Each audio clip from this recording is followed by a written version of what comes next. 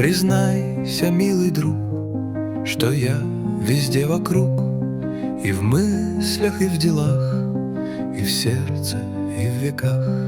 Я в камушке земном, я есть в тебе геном, я тихая печаль реки, бегущей вдаль. Я вестник и творец, начало и конец. Я тот, кто был всегда с тобою все года. Но ты не знал меня, все ждал с небес огня, а я к тебе пришел тихонько и без слов.